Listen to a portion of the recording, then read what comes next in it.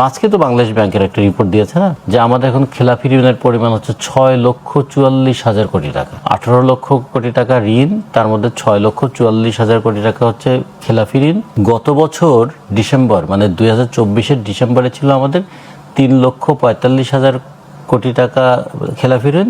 এই এক বছরের মধ্যে আমরা মেধাবীদের শাসনে থেকে 3 লক্ষ কোটি টাকা, মানে বলছে 2,98,000 কোটি টাকা বাড়তি খেলাপি ঋণ হয়ে গেছে।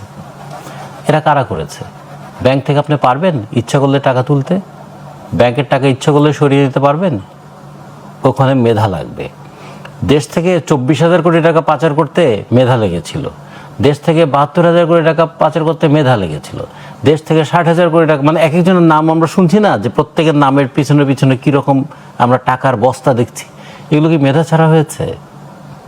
ফলে যখন মেধার কথা বলে তখন মানুষকে গাধা ভাবার কোনো দরকার নেই। আমরা তো মেধাবী চাই না, আমরা দায়িত্বশীল মানুষ চাই, আমরা জবাবদিহি চাই।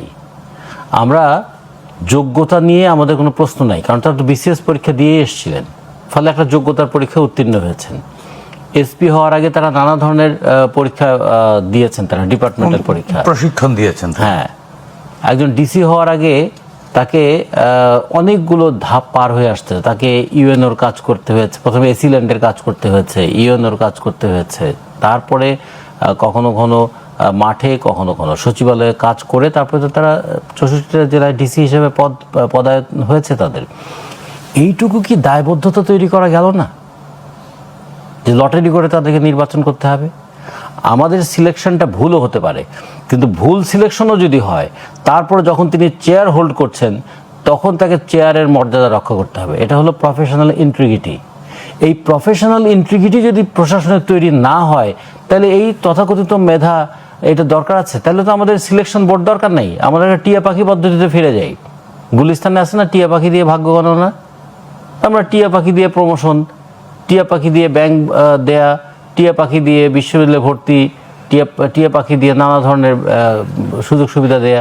তাহলে আমাদের মনে হয় গোটা 3-4 টিয়া পাখি নিয়োগ দিলেই হয়, তাহলে তো সরকারের খরচ যেমন বেঁচে যায়। কিন্তু সবচেয়ে বড় কথা, এটা কত পাখির মাধ্যমে লটারি করা হয়েছে বলে আপনি মনে করেন?